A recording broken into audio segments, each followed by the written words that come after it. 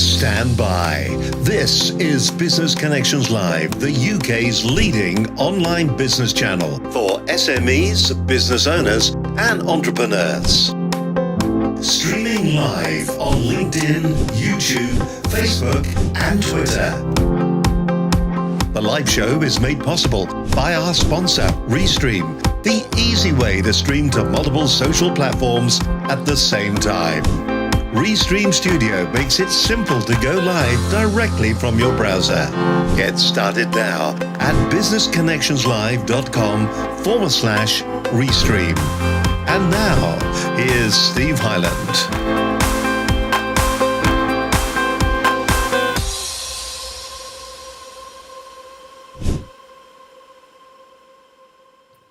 How do you do? It's another Monday. Lovely to have your company with us. Steve Hyland with you here. Great to be. What a lovely, lovely day.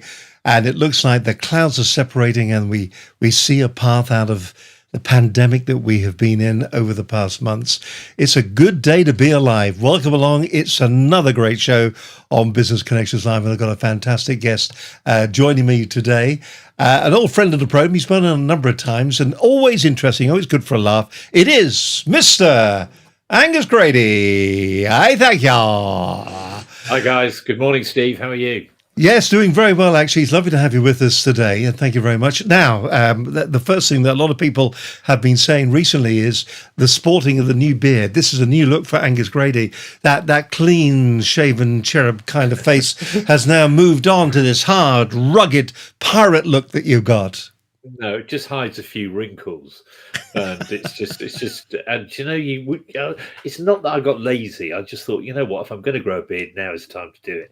And this bit here is just devoid of anything. It's like a desert.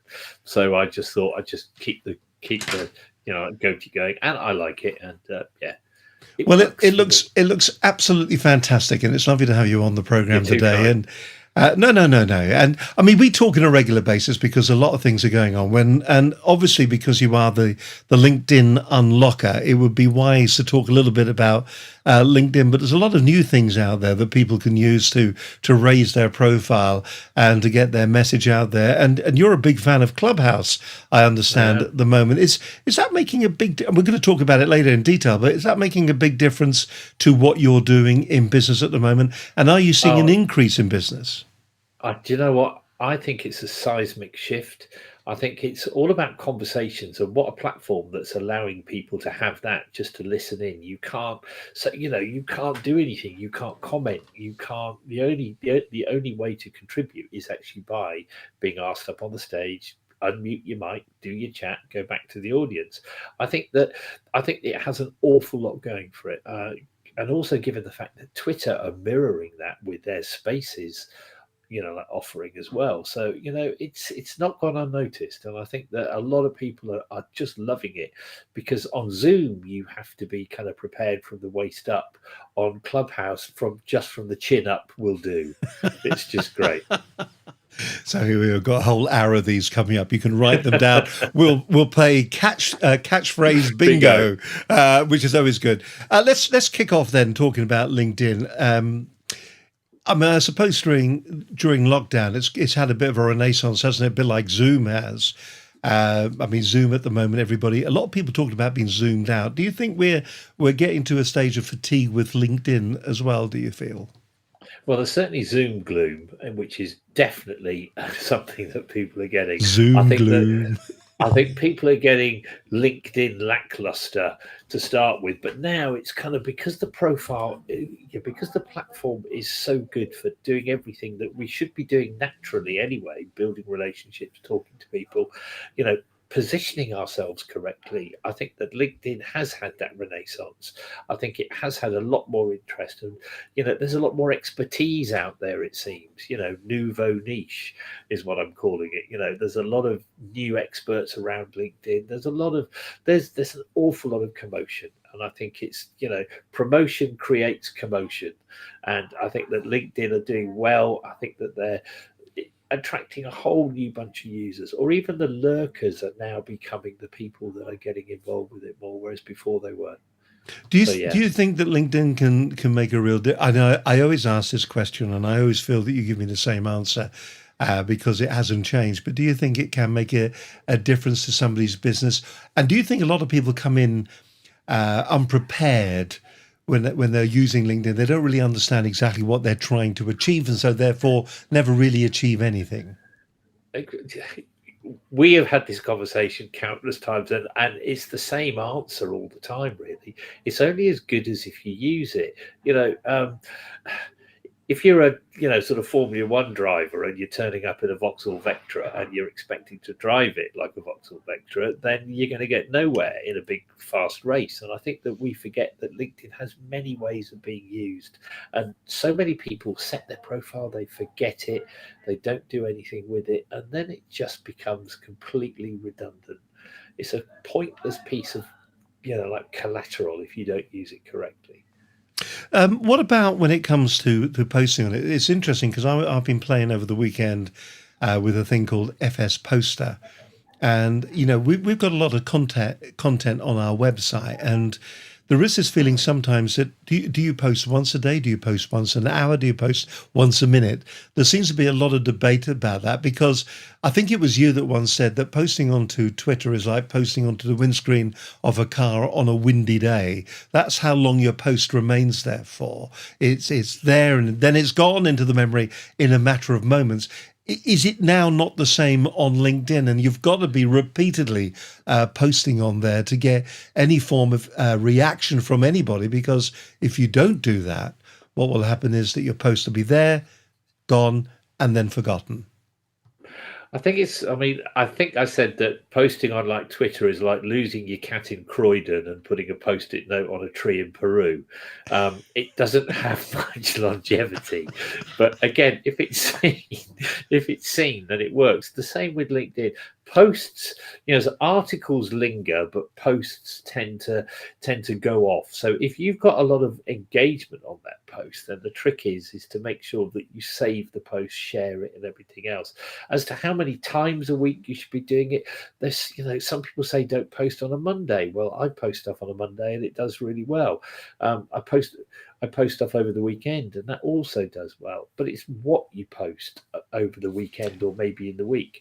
So polls are doing really well at the moment. I can't stand them. What personal opinion. I know, but the thing is, can't stand them. I see them come up and they're, what color is the sky? What color's the sea? I just feel that they're, it's, I mean, there was one came up, actually, I blocked somebody.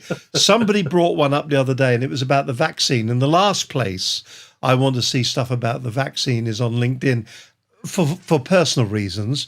And what they were saying was, would you take the vaccine? It's the wrong place. I personally felt it was the wrong place for the debate. You know what? If they've got that amount of time that they can ask that question, then really they should be either getting a job or not actually running a business. Because it's one of the people, it's just it's just one of those things that are like clickbait, because they know that it's pertinent and they know that it's kind of the moment. But it's like how you post it. The video I posted yesterday, another car video, but I'm reinventing the car video. Go and have a look. But there's a nice little twist at the end of it, but there's humor combined with a very, very serious message.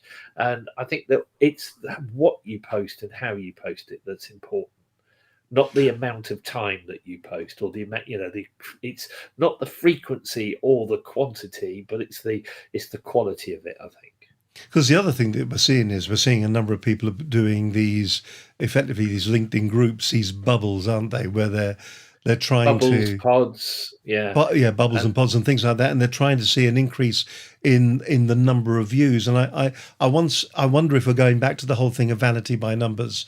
Look at I've had a post, it's had 92,000 views, but actually nobody's ever phoned me. They're still not getting in touch with me. They're not asking me about my business, but I've had 92,000 views. So I'm going to bank those and pay the mortgage with them. Yeah, and feed the kids, because obviously those views. If it's a like, that's a pork chop. If it's a comment, that's a lamb chop. What is ridiculous? I know. The bottom line is that if your email isn't pinging and your phone ringing, then it's a complete waste of time. And I kind of work with people now not to put so much content out there per se, but just to work on the actual messaging. And I'm going to say GDPR at some point, growing deeper personal relationships. Using the messaging system is a way of increasing your GDPR footprint without a shadow of a doubt. If you have a question for Angus and you'd like to share maybe your comments of how you'll use LinkedIn, if you fancy doing that, just drop us a message right now and we'll get that to Angus as quickly as we can. Angus Grady, my guest on today's show. Let's go through the fundamentals, because I always think it's worth reminding. I was having a look to see that the last time we were on, it was November. So November, December, January, February. And here we are, March. It is the first today, isn't it? 1st of March. It is. So effectively, every 5 months we get you on, every 4 months we get you on, we wheel you out and we wind you up and then we let you go. And the internet's better this time. I'm not. Yeah, the last time you were moving into your house, weren't you? Yeah. I think it was nearly the first week. Yeah. So yeah, it's a lot better now. And I see you've painted a wall, albeit one that waves around when you move back. Well, it's an actual screen that I had made. It's just wonderful. I think it's a great idea, and I think there we go. And I think it really, really works. So then let's just very quickly go through the fundamentals of LinkedIn before we get on the Clubhouse and talking about how you're utilizing and using that. Fundamentals.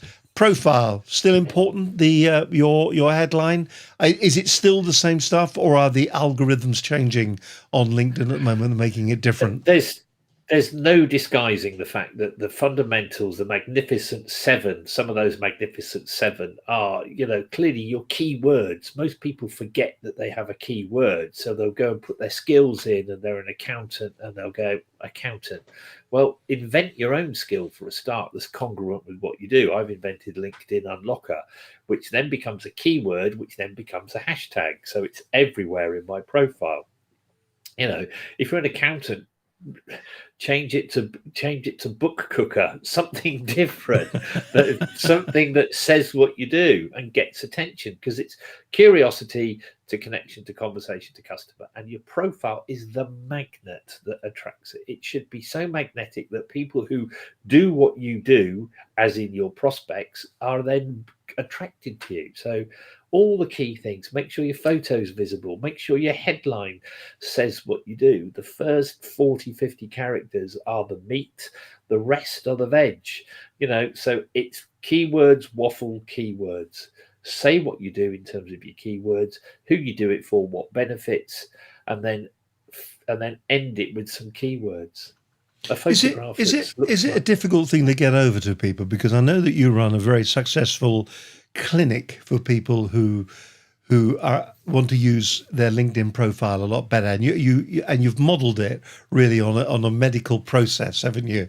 So you come along. There are 3 parts of it. Just explain the process that you take people through and what kind of results they see from it. Okay, well, we first start with like the triage. So I go through and say, what is it that's bothering you about LinkedIn? What are you trying to do with your marketing? Trying to interrogate, and I do interrogate on a nice basis, not hold them against the wall, this wall. But I kind of ask the questions. What is it that you're trying to achieve? What are your marketing pillars? And then we go into, essentially now it's actually 3 separate LinkedIn surgeries. All of this, each is recorded over Zoom. So the first one is all the boring stuff about, all the settings and everything else and how you position yourself. The second one is all about searching, how to search cleverly without having to buy into an expensive business one like Sales Navigator.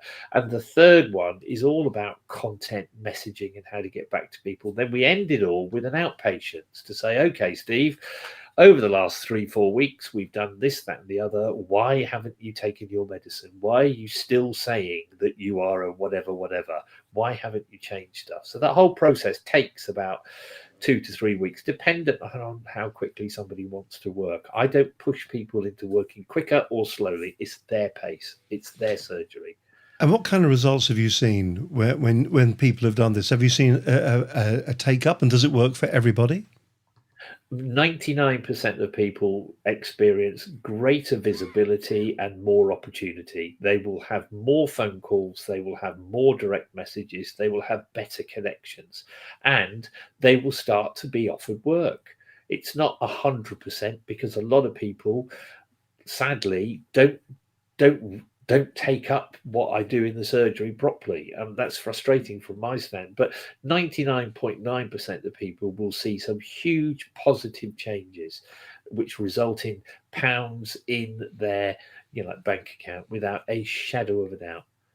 I think I can't guarantee that, but I'd almost again guarantee it, or money back.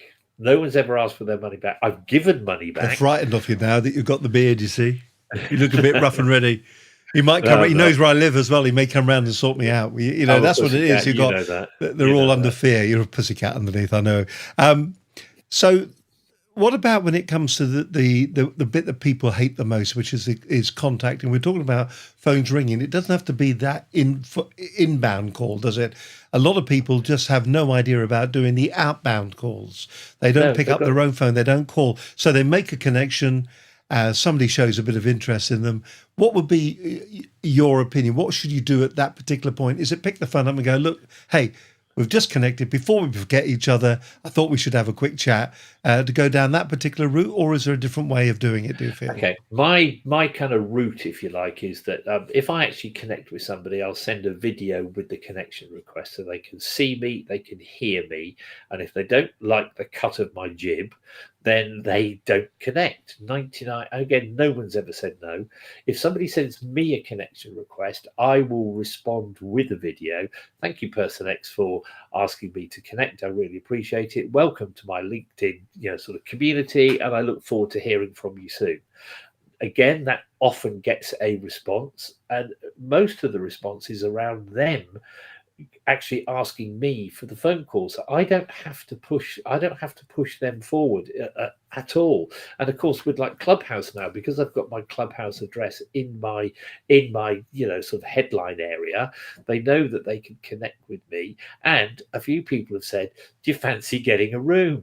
It's the only time you're ever going to be able to say to somebody, do you want to get a room? It's great. So the onus is to make sure your profile itself does the work. Your about section, and I don't care how many times I say this, it is not about you. It is address business owners' underlying triggers. Okay, what is it that they're having a problem with? And it's not social selling, it's social solving. I never sell to anybody. People buy from me. I've solved their problem to the point where they say, how can we work together, Angus? And I say, right, this is what we do, a surgery, 6 of the best, whatever. And then so I am always the one who is sort of trying to get them to actually buy from me rather than me sell to them, if that makes sense. Do you think the people that are making money on LinkedIn are the people that are telling people how to use LinkedIn? Is it people like, this is you can come around my house afterwards and beat me in the face, but is it people like you? Is it the people who are hungry for the knowledge to know how to use LinkedIn? So the people that are making money on LinkedIn are the people that are telling people how to use LinkedIn? I get that entirely. If I didn't do LinkedIn, what else would I be doing? I'm doing more general marketing now as well. So it's not just LinkedIn. I'm actually teaching people how to write a postcard, which sounds the most ridiculous thing in the world. Well, I think a lot of people forget that you're not just about LinkedIn. You're not one of these Johnny come latelys, are you? You're not just about LinkedIn. You are actually, you and were for a long time, a professional marketeer working for a large London agency. Yeah, several large London agencies, and I try and get people to think differently. That the telephone is a weapon of mass discussion. Again, Angus Bingo, Bing. A postcard has ROI, return on ink, tick, Bing. It's the yay. The point being that marketing is a blend, isn't it? It's getting the right message to the right person using the right media at the right time. And that's simply what marketing is. And working out whether it's digital kind of delivery or old school delivery. I got a letter in the post and I'm just looking for it from Google. on Friday saying, could I reconfirm my new address? Now, they didn't send that to me electronically. They put it in the post. If Google are using the post, then we should all be using it as well. And there are people that have courses on LinkedIn about LinkedIn, and it's kind of good on them. They are fleecing people. This is the magic. I was going to say to you, are there charlatans out there? There are plenty of charlatans, and do you know what? It is within my power to be a charlatan. I've got the beard now. I could quite spend your money with me. The point is that it would be quite easy to overpromise and massively underdeliver. But you know what? I don't want to do that. I like to work with a small group of people each time on a one-to-one basis, or a six of the best program, which is 10 people over 6 weeks. It's okay for me. I don't need to worry so much about paying the bills, because I've reached that stage in my life where I'm kind of semi-comfortable, which I don't mean to. That sounded terribly bragging, but I am, and that kind of makes you think differently about stuff without a shadow of a doubt. I think I am as well. Do you think that takes the fire away a teeny bit? Well, no, it doesn't take the fire away. What it takes away is the need to compete. And I think that's the difference. So I'm in my own lane.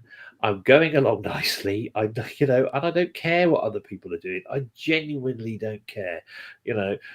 Good on them if they're making tons of money, no money, medium amounts of money.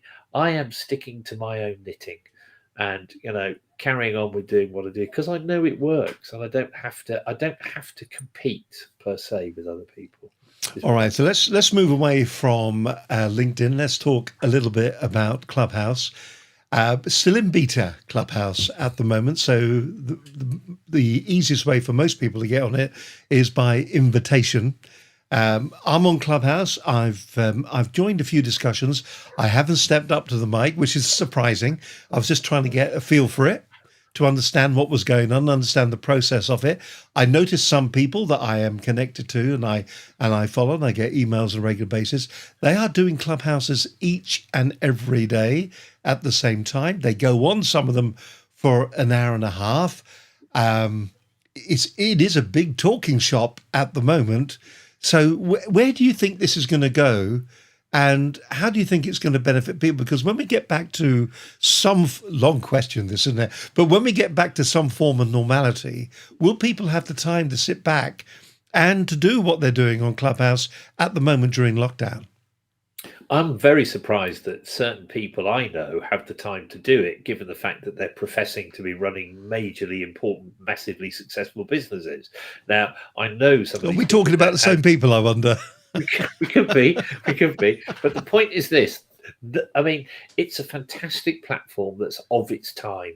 And I really think that it's yes, we're in lockdown. Don't forget, though, it was in the States last year, around this time last year. And it's only in this country that it really caught fire the end of November, start of December time. And that's, and now it's really caught fire. It's exponential growth and millions of people on there. Some of it is great, I have to say. A lot of it is complete dross. There are some people who are suddenly experts that aren't. I think it was a friend of mine, John Esbrian, who said that some of the experts on there open their mouths and they just do themselves so much damage because they're not really answering questions. They're just, pontificating. It's posturing. It's peacocking. It's, dare I say it, willy waving. There's a lot of people that are saying about their 9-figure incomes and look at my plan to do this. And I always feel if you've got a 9-figure income, why are you doing this? I know. That's the thing that's the thing that gets me. And what's that lovely definition of an expert, isn't it? An X is a has-been, and a spurt is a drip of water under pressure. So if that's what you want to be, then go right ahead. Burn yourself out. I always think of experts as like there was a great story by Billy Connolly who said that the Queen thinks that the whole world smells of paint because there's a painter 2 yards in front of her everywhere she goes, so she can only smell paint. And that's a kind of an expert who's just one or two steps ahead of you. What is that definition of a consultant? They're the people that come down from the hills and they shoot the wounded.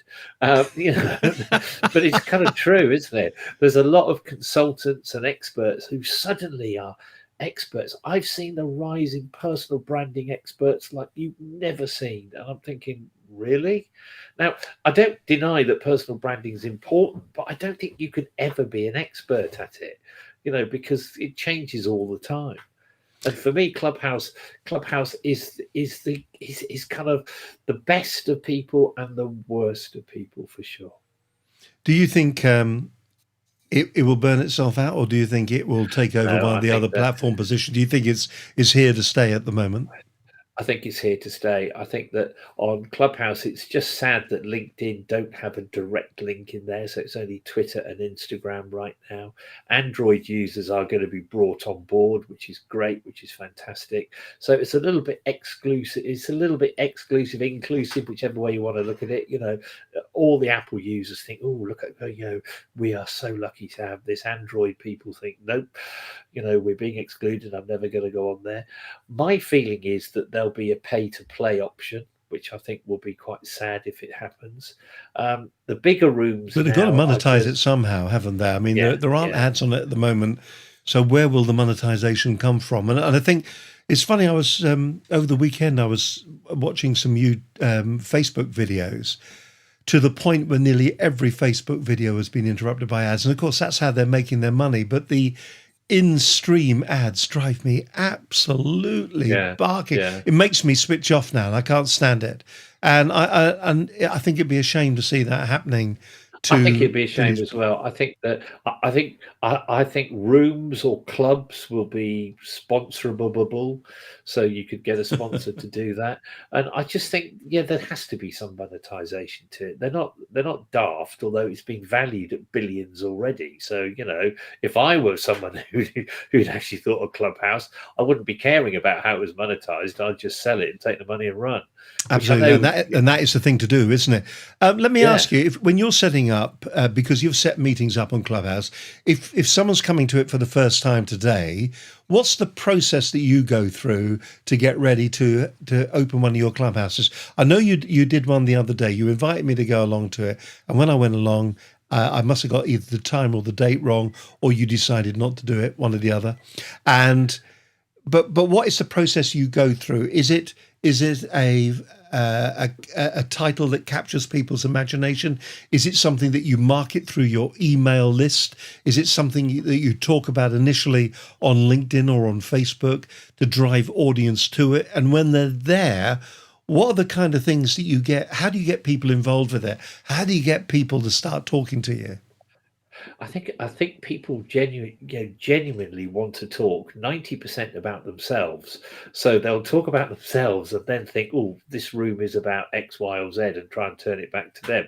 But for me, it's making sure my profile on, sort of Clubhouse says exactly what I sort of deliver. So the first couple of lines to make that accessible as well. When you actually set a room up, you can actually set it up 2 or 3 days or a week ahead, and then you get some graphics that you can use on Twitter. You can then promote it. You can then share the link. So I always think of something that is going to be what I would like to go along to listen to. So Wednesday, I've got the Magnificent Seven, the 7 pointers that you should be thinking about when it comes to putting your profile together on like LinkedIn. Now, I probably won't get through to all of those, but I know that will be a discussion, and we'll say, who thinks a photo's good, and like someone will jump in and they'll try and sell their stuff while they're telling me how to sort of set up a LinkedIn profile, which is fine. So as long as the conversation flows, and I always keep it for about an hour, because what I don't want to do is be sitting there thinking, well, anyone else got anything funny to say or interesting? You don't want to do that. So mine are called Perfecting Connecting normally, because that's the club I want to set up. And it's just about all things marketing. But Wednesdays is about the Magnificent Seven of your LinkedIn profile. So it's thinking what people would want to listen to, I think. And what are you doing? Are you branding it very heavily? Is it still branded as Angus Grady, the LinkedIn unlocker, or is it branded as something else now? Even though you're talking about LinkedIn, how are you positioning yourself on the platform? I'm trying to move away from LinkedIn as my central plank, if you like. So the Well, club that that's I've going to be asked for, difficult when you look at your background at the moment and you can see there I know, Angus but Grady, LinkedIn. Is that another background on its way then? no, well, on Clubhouse, you don't have a background because Well, it's I audio, know that. I understand that because it's only right? audio, but I was just sort of kind of thinking, if you're moving away from that, surely you've got to move away from it on all platforms, haven't you? Yeah, what I'm actually trying to do is try to say, okay, this is about perfecting connecting. Okay, this is about how we position ourselves to connect with other people. It's about marketing. It's about the wider issue, not just LinkedIn. LinkedIn will always be 90% of what I do. You know, with the other aspects of general marketing moving in. I mean, as like LinkedIn as the mothership, and the other aspects as like satellites of that mothership. And that's kind of where I'm going, I think, forward from now on, if that makes Okay. sense. So, what other platforms do you think are out there at the moment that people should be considering and getting ready to use? Or should they be a little bit more conservative in the number of platforms they're on, concentrate on one and just get one right? Because it's all very well for somebody like yourself who is comfortable discussing, chatting. Yeah, I mean, it's quite obvious that you can hold a conversation with anybody and you can come up with these wonderful one-liners at the drop of a hat. I'm sure they just trip off the end of your tongue. But there's going to be a lot of people out there that are just not going to be very good at it. Are they going to be at a disadvantage, do you feel? In terms of Clubhouse, potentially, but I've actually noticed that a few people who I know who were quite reticent and quite shy are now, becoming quite open because they know that they can't be seen. And I think that's why people shy away from video, because they don't want to be seen. So they don't mind talking. I mean, that's easy, that is natural. And I think audio itself, if nothing else, I think Clubhouse has made it clear that audio is a platform that people should be looking at. And I talk about this all the time, but Anchor, on your phone, there's a mini podcasting app called Anchor Radio FM, and you can do so many nice little things with that. You can run your own little podcast. I do 60-second seminars. I call them LinkedIn 60-second seminars. They're 60 seconds. You can make them into a video, and that's wonderful to send as a message to somebody, as on LinkedIn, as part of an email, as part of something else. So, I think that people should concentrate on one or two platforms for sure, but not to divest themselves totally of any other. I've got a foot in the Facebook camp, but I don't like Facebook. I don't like it. So I've got a company page. I might run a group. Who knows? But I'm not at the moment. I use Twitter. I use Instagram. I use LinkedIn. I use. Oh, here we go. So no, so LinkedIn, Use Twitter, Tinder, Instagram. use them all, don't you? Well, it's the quality on Tinder now. It's gone right downhill. It's because you're on it. So there you have it. So steady, steady. Careful. So that's really interesting because. So do you think then that what will actually happen is the likes of podcasts will slowly transfer over to Clubhouse? That style, because there was something I always said: you don't record somebody having a conversation, because if you record somebody generally having a conversation, it isn't that interesting. I think if you're doing anything that is of an educational purpose and not social, then it's got to have a structure to it. Content delivery, and all those kind of things. You've got to have a content, or it won't work particularly well. It does seem that there is no structure in the conversations, and they are no more than disposable conversations on Clubhouse. Clubhouse, you can record some of them, and some people are recording them, but they've got to let people know. The structure is, if it's a good moderator, I call it mods and like rockers. You've got your mods, which are your moderators, and they should be keeping everyone in sort of focused. You've got your rockers, the people who come up and want to rock the mic, and they try and run away with it and talk about themselves. And it's job of the mods to keep the rockers well focused. And I think that a lot of people now are saying, when you come up to stage, say your name, Angus Grady, I would like to ask, or da da da da da, and then when you finish talking, saying, Angus Grady, I've finished talking now, which is kind of a bit annoying, but I get why they're doing it, because it means that the people who are who have hearing difficulties and who are listening to it kind of then know where the breaks are and everything else. So it's down to the moderator, I think, to make sure that it runs smoothly and correctly. And a lot of the conversations, a lot of the rooms, the smaller rooms, do have a structure, because there is a topic and people tend to adhere to that topic. In the bigger rooms, they tend not to. It's very interesting, because on the one that I went on to and I was listening to, there was one of the speakers there, and his picture, can't remember his name, but his picture was him standing in a purple jacket. And that's how he would end. And I thought that was very strange. I just thought that was him. So that is the etiquette then. At the end of every time he was finished speaking, here we go, man in purple jacket, thank you, or finish. And I just thought that was him being smart, but actually that is the etiquette that you should be using. So are there other bits of etiquette that we should be aware of, do you feel? Well, again, it's like any conversation. You listen first and don't listen to answer, or rather don't already have an answer before you've listened. And again, just be polite. And when you've actually finished speaking on like the clubhouse stage, put yourself back in the audience. There are some people who come up. I was doing one on a Saturday with a kind of LinkedIn colleague, and somebody just said, "I've only just come to say hello." And my colleague said, "Well, there's no point you doing this. Could you now unmute your microphone and put yourself back into the audience?" They didn't. So that person had to be moved back in the audience, which you can do as a moderator. So basic common sense and civility, really. The same as if you were in a conversation with somebody either in a pub or in the street, or, so whatever. You don't kind of keep talking while they're trying to listen. Or I was just thinking while you talk. Well, while you were talking, I'm just kind of thinking here, I wonder if there's a way that what we should do over the next couple of weeks, we should try to combine both one of these programs and a clubhouse and see if we can get the whole thing working side by side. So we've got a bit of video over here and we've got clubhouse running over here, but be sharing it all at the same time. That'd be quite an interesting experiment. I think a few people have tried StreamYard and have managed to do something around that, where they've been in Clubhouse and saying we're simultaneously broadcasting this to our Facebook group, to LinkedIn Live.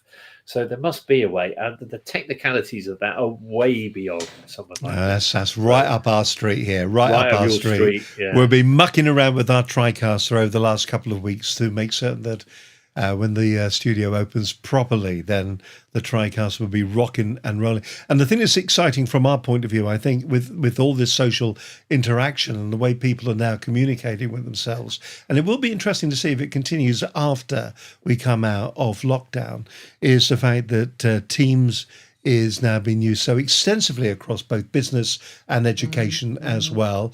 The technology that is built into Teams is the same kind of technology as is built into Skype. So they're using the same kind of platform, which makes it very, very powerful. Zoom, to a certain extent, while everybody is using Zoom, Zoom is missing out, I think, on a few tricks when it comes to the way they are implementation of it's there anyway. It's warm enough. They know what I'm saying. Where they know what they're doing with the way they deliver the content. I think if they introduce a thing called NDI into Zoom, that'll make it the singularly most powerful communication platform on the planet. We'll just have to wait and see. And I think, unfortunately, there's also Remo as well, isn't there? There's Remo. Remo, yeah. We looked at Remo. Really, really good. And where you can put people into rooms. Yeah. And no, you can actually have tables where you're on the screen and you can move from table to table, so without having somebody, an admin person, say, right, let's move people from table 3 to table 5, you can just drift around yourself, which is great. Which leads us on nicely, I suppose, to, and you may have noticed that we haven't included anything else. By the way, if you do have a question for Angus, please be our guest. I know there's quite a few people watching this at the moment. If you have a question, if you've got a LinkedIn issue, if you want to raise your profile, if you'd like to find out how Angus can help you, please do get in touch. You can ask him a question. I think that part of the system is working at the moment. It's we're having a few broadband-ish issue. So if it is sticking at the moment or it is buffering, then I do apologise. I think it's just one of those things. And I'm not at the touching moment. anything. I'm just I tell you what. What's been wonderful is that your quality has been perfect to me all the way through this. Cool. There you go. I knew that moving house at that was point. the right thing to do. Yeah. So what do you think the future holds then? Do you think the future is for business still in using social media to market, to promote, to educate, to inform, to let people know that you're there? Is that still the way? Or do you think we should be stepping back a teeny weeny bit and what we should really be doing is picking the phone up and sending letters?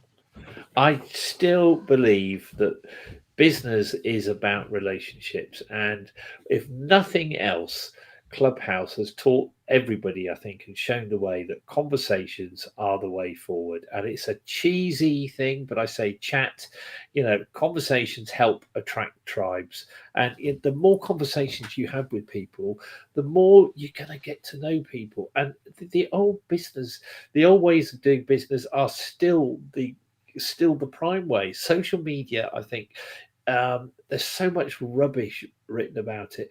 People say use social media to drive traffic to your website. Well, most sites are just missing one thing, and that's an H.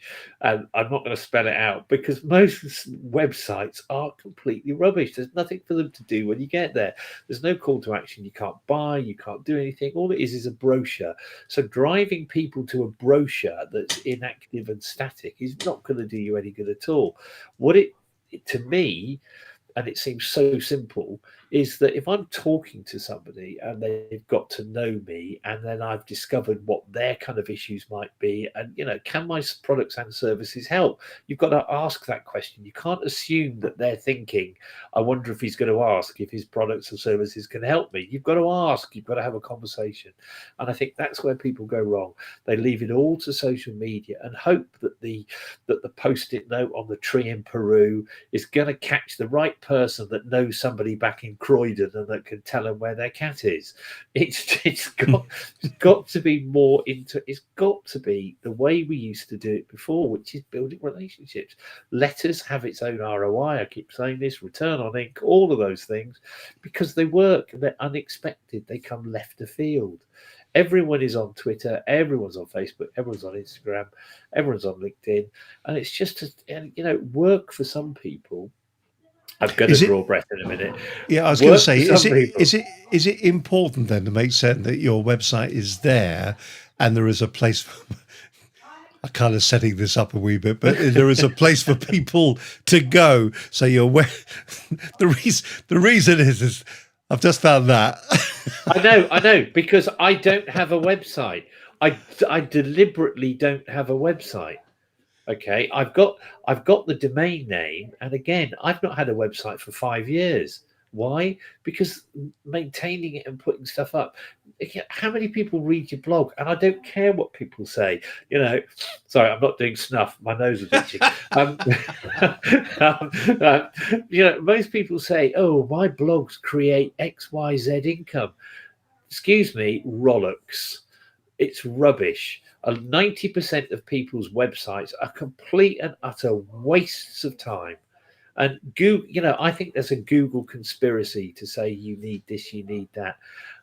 When I had a website, I'd put so much time into it every week, and I'd look at my Google Analytics, and I'd spend hours working out where they'd come from, what my keywords were, how much business did I ever get from it?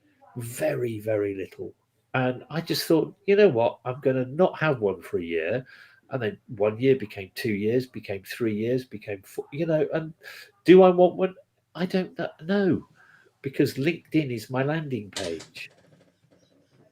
And I'm happy with the fact that that's under maintenance, because at least then in my LinkedIn profile, people then come back to my profile. They say it's under maintenance. Great, big deal.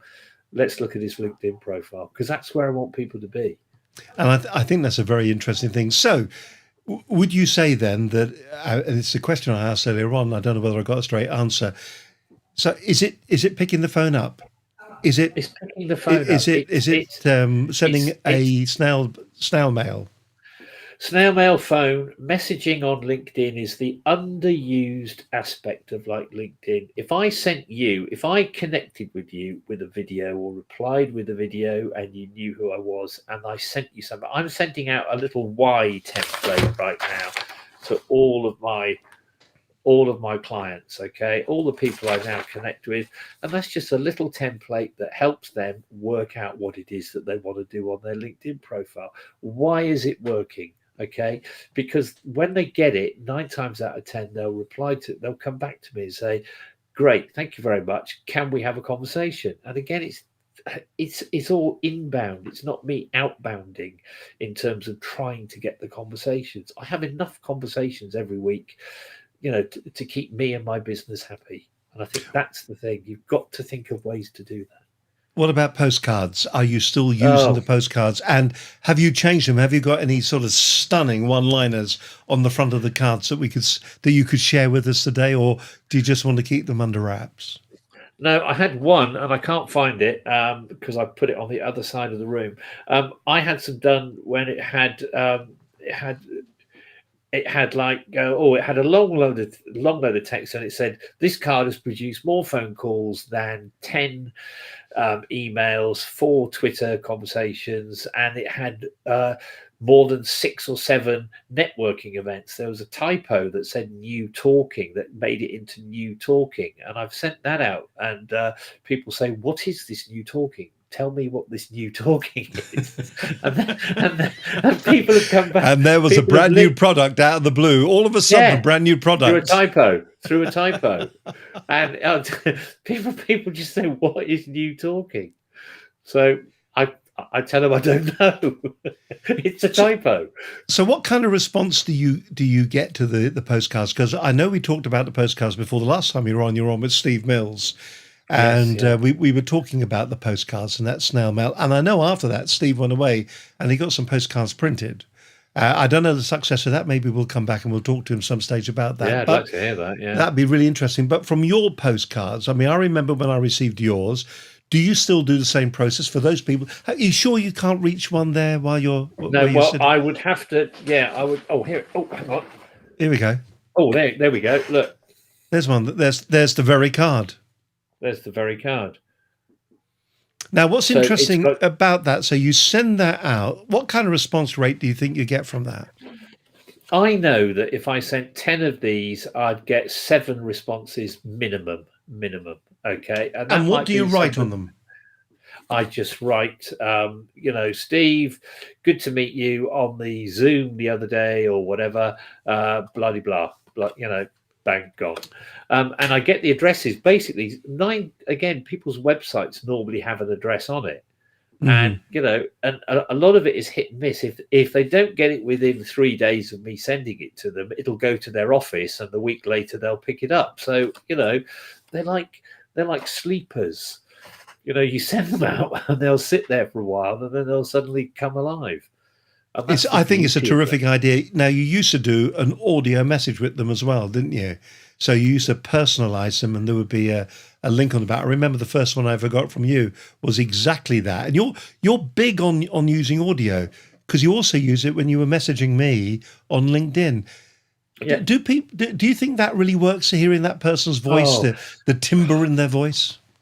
Without a shadow of a doubt. I call these talking postcards. So especially this with the new talking on it, I will put an audio message on there, and I'll say, Steve, this card isn't big enough to write everything.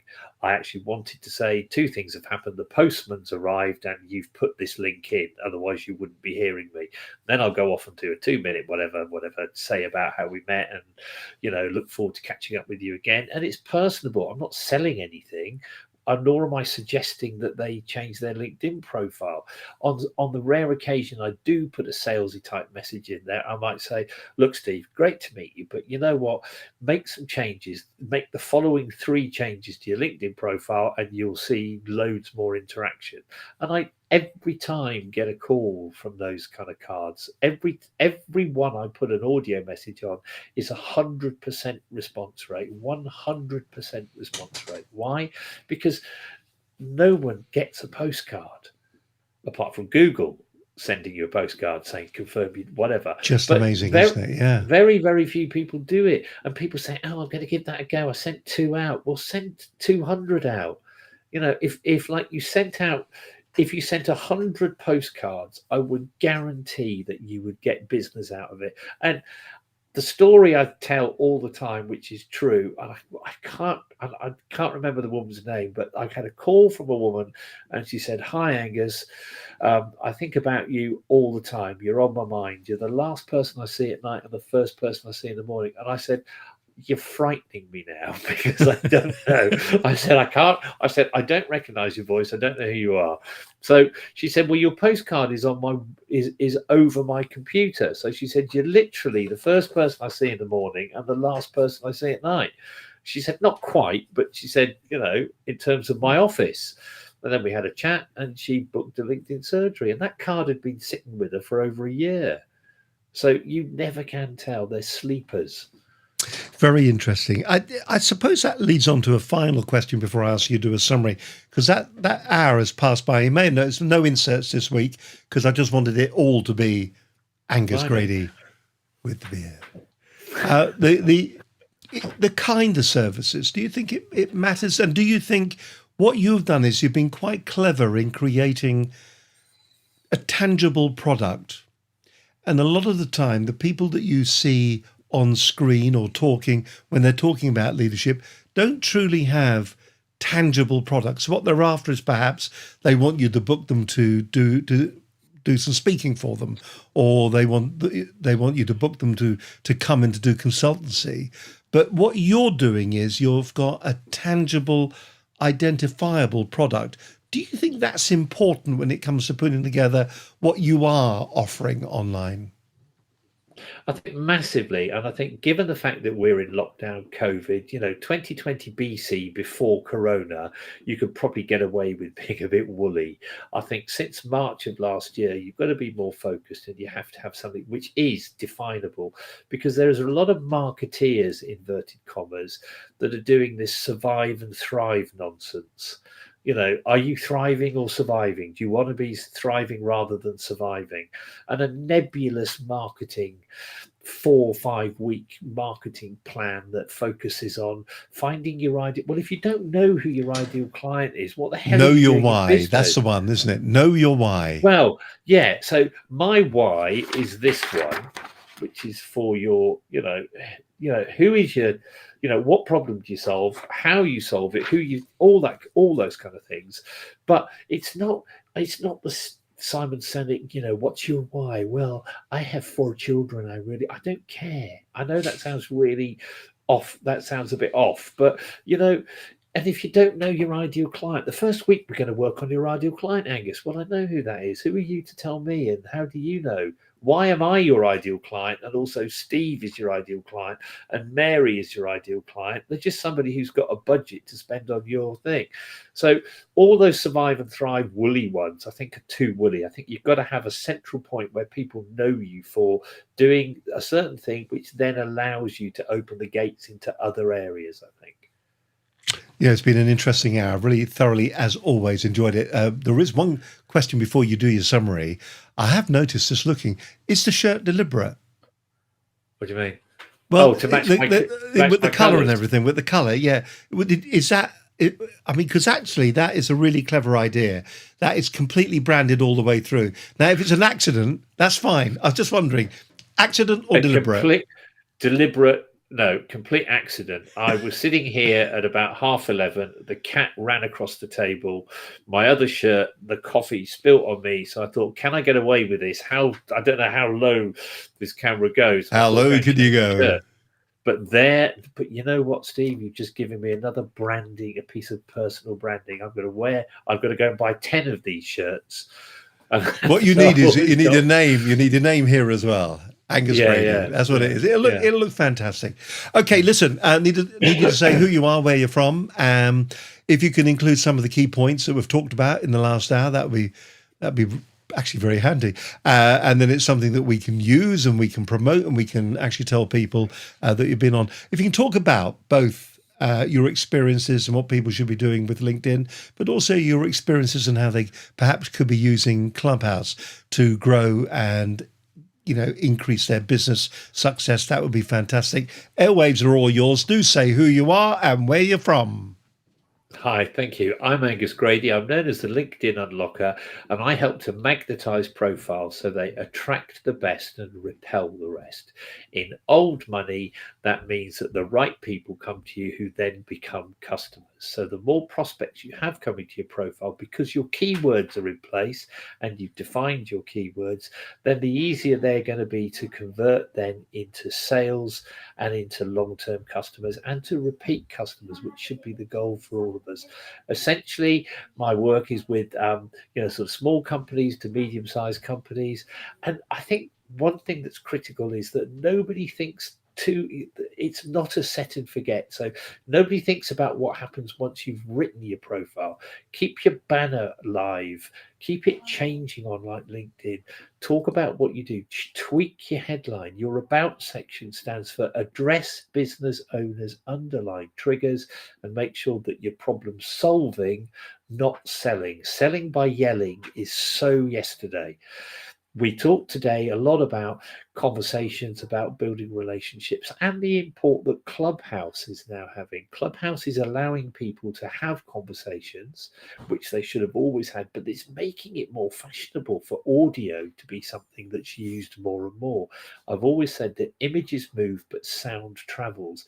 And even more importantly now, conversations are where it's at. Voice notes on like LinkedIn are certainly very, very powerful. And if you can incorporate something like Anchor into your daily kind of routine on like LinkedIn, where you're doing 60-second bursts that you can make into little videos, those messagings, sort of areas work a treat.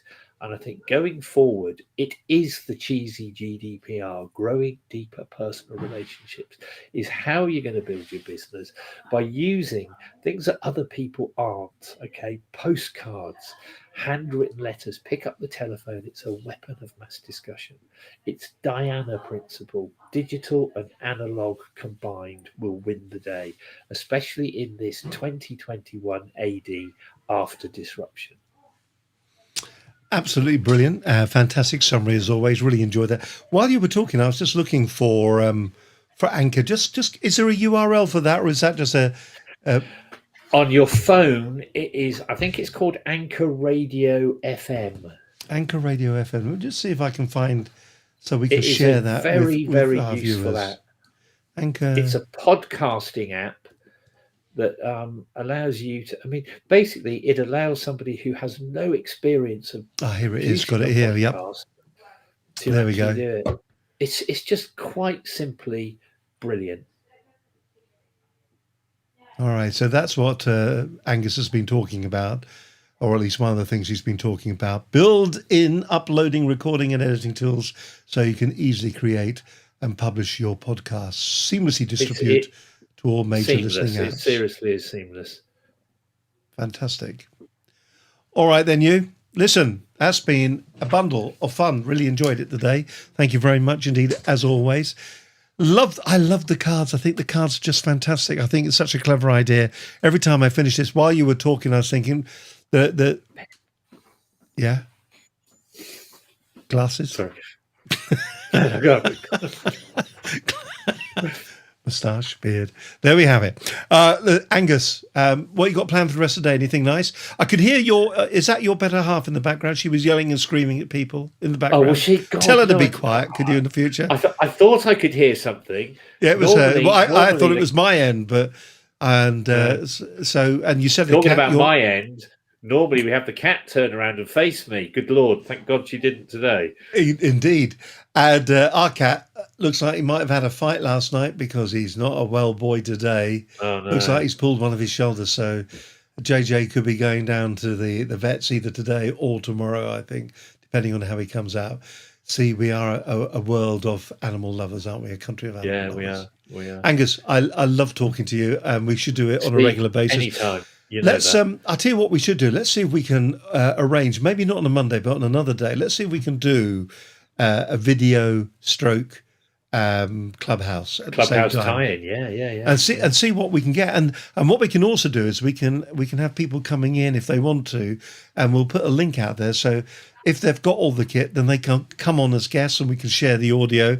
We'll just make it as complicated as we possibly can. I think that's what we'll do, just to see just how far we can push the technology. Yeah, that'd be fantastic. All right, then you listen. Great fun as always. Thank you very much for joining me on today's program. My thanks to Angus Grady. Absolutely fantastic. If you want to contact us, if you'd like to be part of the program, if you'd like to get on, if you want to do any of that, all you got to do is get in touch with us here at Business Connections Live. It's dead easy to do. Just drop us an email, the studio at businessconnectionslive.com, or you can pick the phone up. Remember, the phone is a good thing. It is a weapon of mass communication. You can call us on 01784 256 777. You can follow our stream of consciousness at BCL Business TV. And don't forget to go to the website businessconnectionslive.com to check out all the things that are going on there. And all the programs, there's over 400 programs there that you can watch. And it's all for free, and it's all talking about business. Well, that wraps up today's show. Once again, my thanks to the fabulous, ladies and gentlemen, Angus Grady. A little ripple, but I'm afraid, please control yourself, but I'm afraid the time has been reached for us to get out of here. Until the next time, you take care of yourselves, and thank you very much for watching from all the team. Bye for now, and stay safe. Bye for now. Bye-bye.